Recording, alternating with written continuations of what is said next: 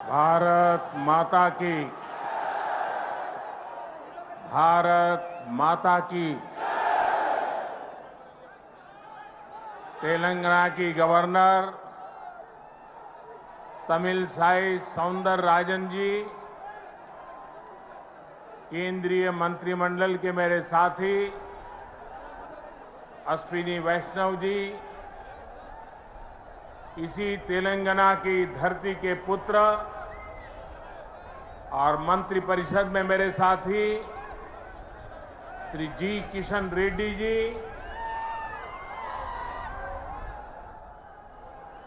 बहुत बड़ी संख्या में आए हुए तेलंगाना के मेरे प्यारे भाइयों और बहनों, प्रियమైన సోదరా సోదరి మణులారా, మీ అందరికీ నా హృదయపూర్వక నమస్కారములు।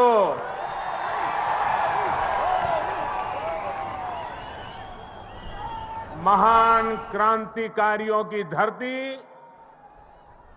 तेलंगाना को मेरा शत शत प्रणाम। आज मुझे तेलंगाना के विकास को और गति देने का पुनः सौभाग्य मिला।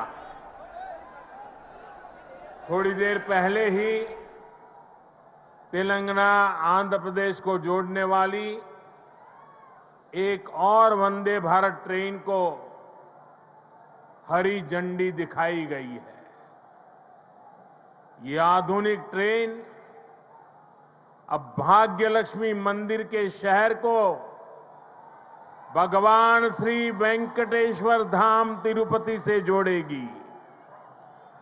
यानी एक प्रकार से ये वंदे भारत एक्सप्रेस आस्था, आधुनिकता, टेक्नोलॉजी और टूरिज्म को कनेक्ट करने वाली है। इसके साथ ही आज यहां 11,000 करोड़ रुपए से अधिक के प्रोजेक्ट्स का लोकार्पण और शिलान्यास हुआ है। ये तेलंगाना की रेल और रोड कनेक्टिविटी से जुड़े प्रोजेक्ट्स हैं, हेल्थ इंफ्रास्ट्रक्चर से जुड़े प्रोजेक्ट्स हैं। मैं विकास के इन सभी प्रोजेक्ट्स के लिए आपको, तेलंगाना की जनता को बहुत बहुत बधाई देता हूं, शुभकामनाएं देता हूं। साथियों, तेलंगाना को अलग राज्य बने करीब करीब उतना ही समय हुआ है जितने दिन केंद्र में एनडीए की सरकार को हुए हैं। तेलंगाना के निर्माण में, तेलंगाना के गठन में जिन सामान्य नागरिकों ने, यहां की जनता जनार्दन ने योगदान दिया है, मैं आज फिर एक बार कोटि कोटि जनों को आदरपूर्वक नमन करता हूं। तेलंगाना के विकास को लेकर, तेलंगाना के लोगों के विकास को लेकर जो सपना आपने देखा था, तेलंगाना के नागरिकों ने देखा था, उसे पूरा करना केंद्र की एनडीए सरकार अपना कर्तव्य समझती है। हम सबका साथ, सबका विकास, सबका विश्वास, सबका प्रयास के मंत्र को लेकर के आगे बढ़ रहे हैं। हमने पूरा प्रयास किया है कि भारत के विकास का जो नया मॉडल बीते 9 वर्षों में विकसित हुआ है, उसका लाभ तेलंगाना को भी ज्यादा से ज्यादा मिले। इसका एक उदाहरण हमारे शहरों का विकास है। बीते 9 वर्षों में हैदराबाद में ही करीब 70 किलोमीटर का मेट्रो नेटवर्क बनाया गया है। Hyderabad multi modal transport system MMTS project पर भी इस दौरान तेजी से काम हुआ है। आज भी यहां 13 एमएमटीएस सर्विस शुरू हुई है। एमएमटीएस का तेजी से विस्तार हो, इसके लिए इस वर्ष के केंद्र सरकार के बजट में तेलंगाना के लिए 600 करोड़ रुपए रखे गए हैं। इससे हैदराबाद, सिकंदराबाद सहित आसपास के जिलों के लाखों साथियों की सुविधा और बढ़ेगी। इससे नए बिजनेस हब बनेंगे, नए इलाकों में इन्वेस्टमेंट होना शुरू होगा। साथियों, 100 साल में आई सबसे बड़ी गंभीर महामारी और 2 देशों के युद्ध के बीच आज दुनिया भर की अर्थव्यवस्थाओं में बहुत तेज गति से उतार चढ़ाव हो रहा है। इस अनिश्चितता के बीच भारत दुनिया के उन देशों में से एक है जो अपने इंफ्रास्ट्रक्चर को आधुनिक बनाने के लिए रिकॉर्ड निवेश कर रहा है। इस साल के बजट में भी 10 लाख करोड़ रुपए आधुनिक इंफ्रा के लिए अलॉट किए गए हैं। आज का नया भारत, 21वीं सदी का नया भारत तेजी से देश के कोने कोने में मॉडर्न इंफ्रा बना रहा है।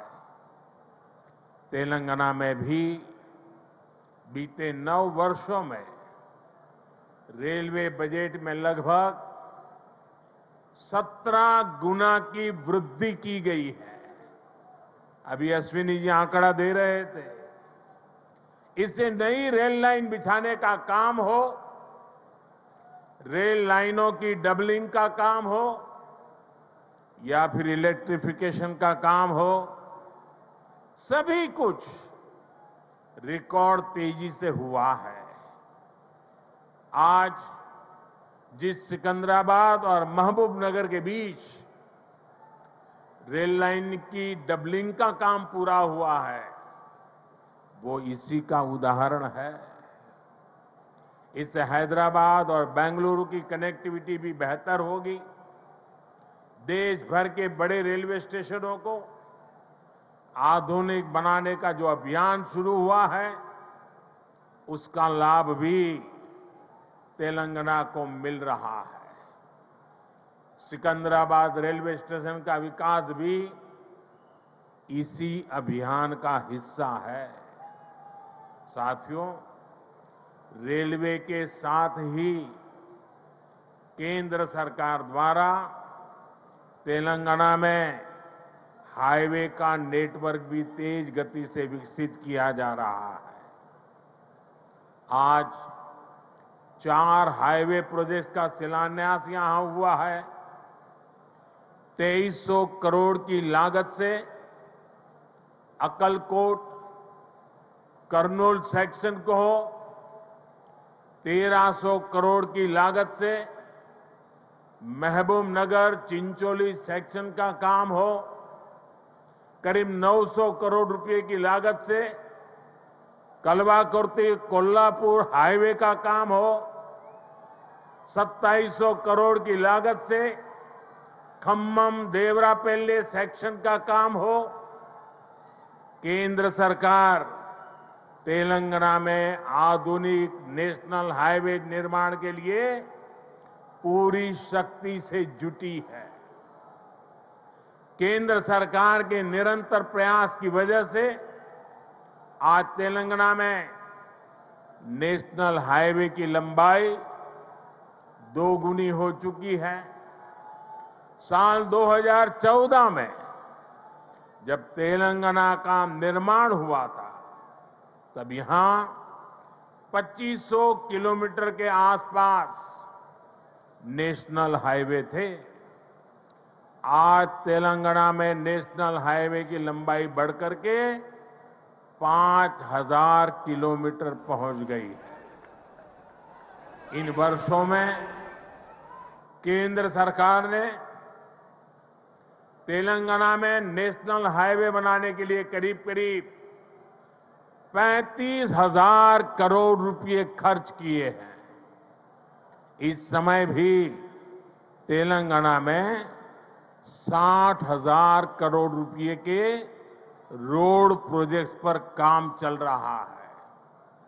इसमें game changer Hyderabad ring road का प्रोजेक्ट भी शामिल है। साथियों, केंद्र सरकार तेलंगाना में इंडस्ट्री और खेती दोनों के विकास पर बल दे रही है।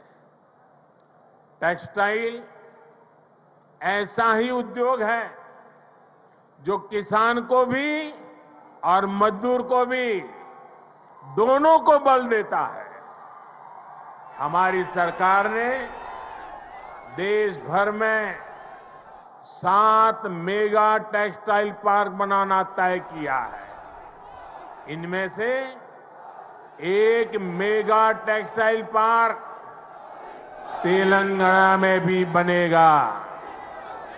इससे युवाओं के लिए नए रोजगार का निर्माण होगा। रोजगार के साथ साथ तेलंगाना में शिक्षा और स्वास्थ्य पर भी केंद्र सरकार बहुत निवेश कर रही है। तेलंगाना को अपना एम्स देने का सौभाग्य हमारी सरकार को मिला है। एम्स बीबी नगर से जुड़ी अलग अलग सुविधाओं के लिए भी आज काम शुरू हुए हैं।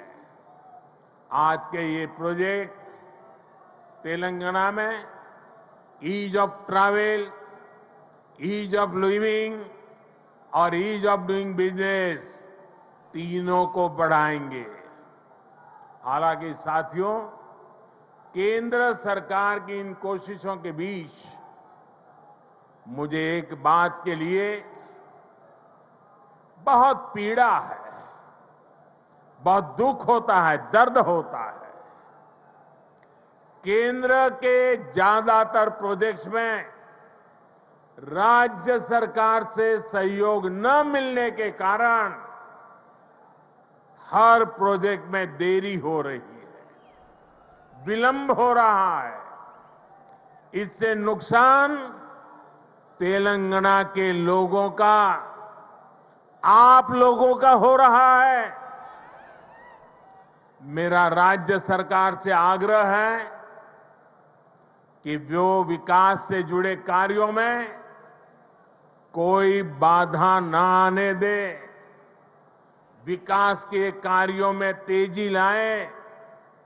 भाइयों और बहनों, आज के नए भारत में देशवासियों की आशाएं, आकांक्षाएं, उनके सपने पूरे करना हमारी सरकार की प्राथमिकता है।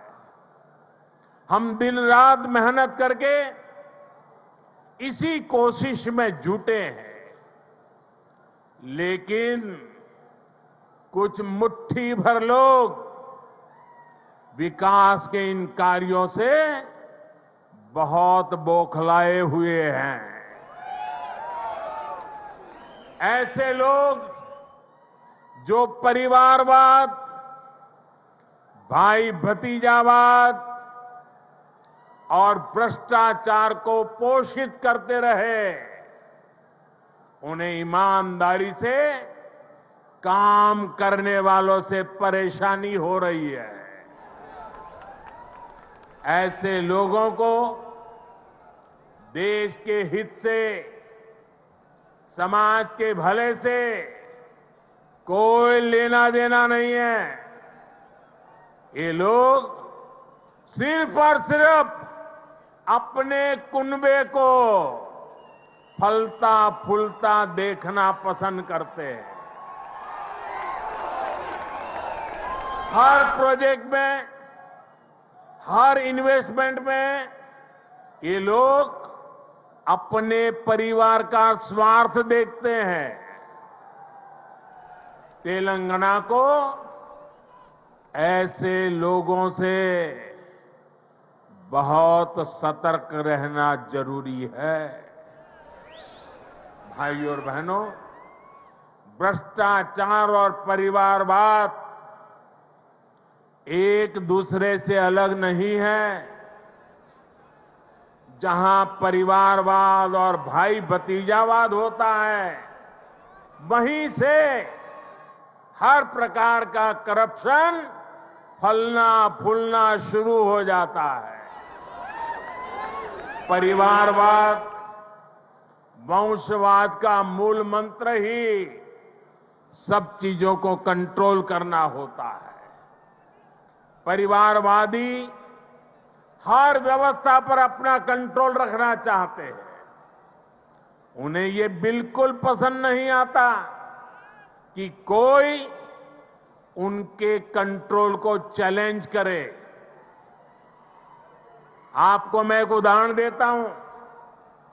आज केंद्र सरकार ने डायरेक्ट बेनिफिट ट्रांसफर डीबीटी व्यवस्था विकसित की है।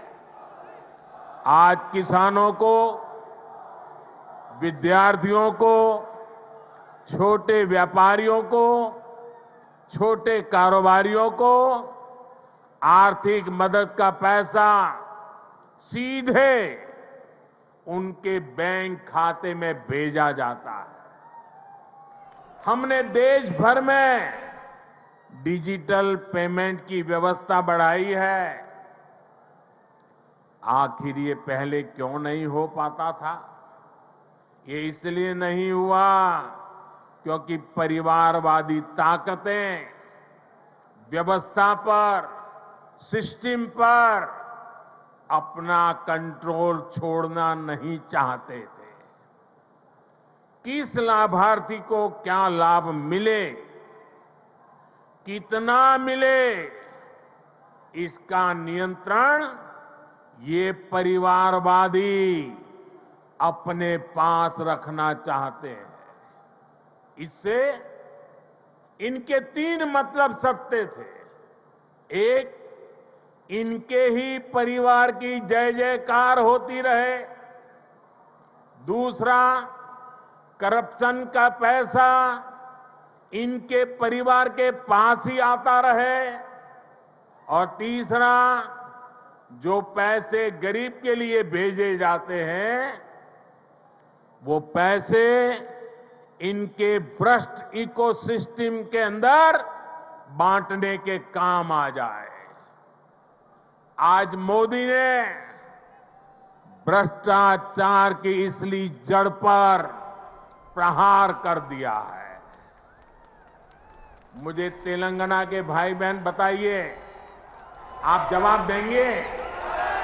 आप जवाब देंगे? भ्रष्टाचार के खिलाफ लड़ना चाहिए कि नहीं लड़ना चाहिए? भ्रष्टाचारियों के खिलाफ लड़ना चाहिए कि नहीं चाहिए? देश को भ्रष्टाचार से मुक्त करना चाहिए कि नहीं करना चाहिए? कितना ही बड़ा भ्रष्टाचारी हो, कानूनी कदम उठाने चाहिए कि नहीं उठाने चाहिए? भ्रष्टाचारियों के खिलाफ कानून को काम करने देना चाहिए कि नहीं करने देना चाहिए?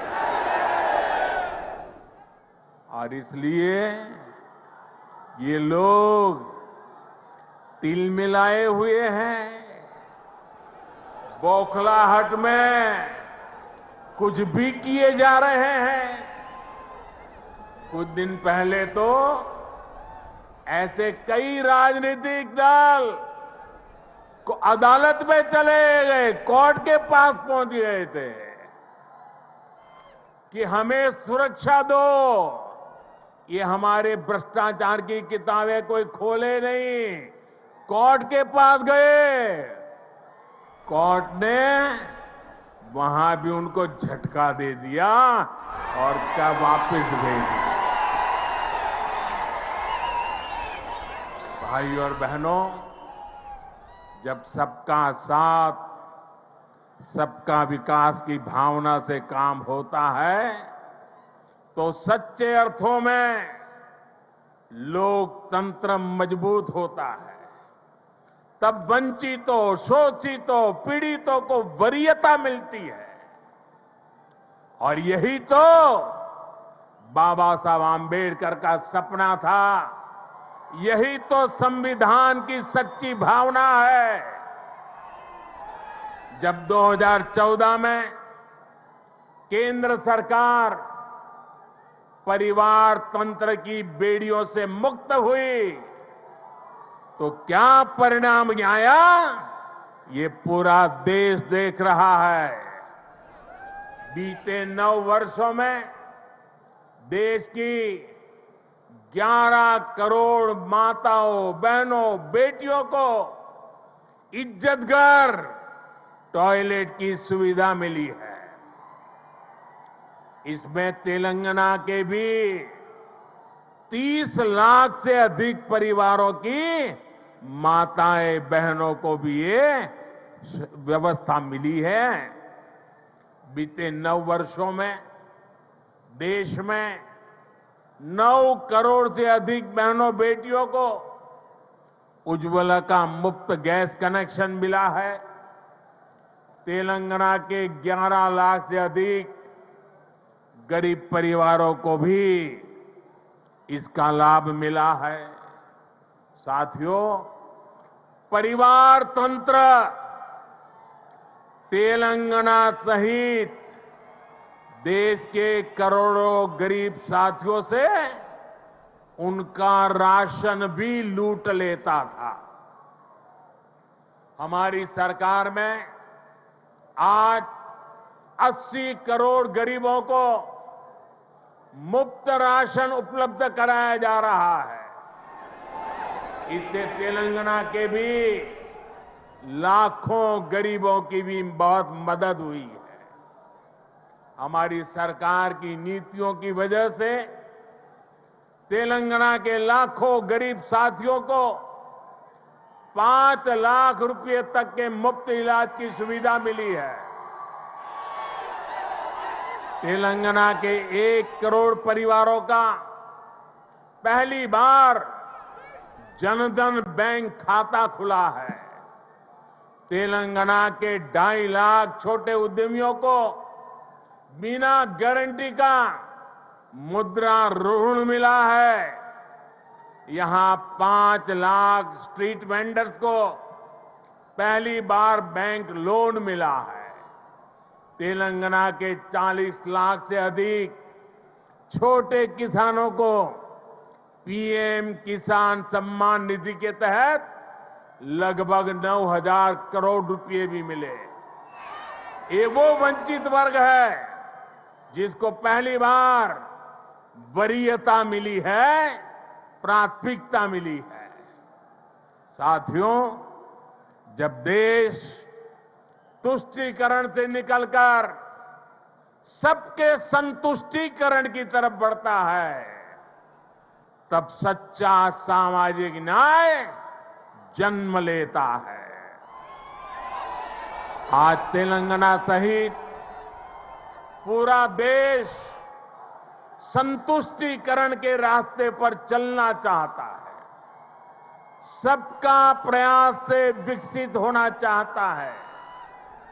आज भी तेलंगाना को जो प्रोजेक्ट मिले हैं वो संतुष्टीकरण की भावना से प्रेरित है, सबका विकास के लिए समर्पित है। आजादी के अमृत काल में विकसित भारत के निर्माण के लिए तेलंगाना का तेज विकास बहुत जरूरी है। आने वाले 25 साल तेलंगाना के लिए भी बहुत महत्वपूर्ण है। तेलंगाना के लोगों को तुष्टीकरण तथा भ्रष्टाचार में डूबी हर ताकतों से, ऐसी हर ताकतों से दूर रहना ही तेलंगाना के भाग्य को निर्धारित करेगा। हमें एकजुट होकर तेलंगाना के विकास के सारे सपनों को पूरा करना है। इन सारे प्रोजेक्ट्स के लिए एक बार फिर तेलंगाना के मेरे प्यारे भाइयों बहनों को मैं बहुत बहुत बधाई देता हूं।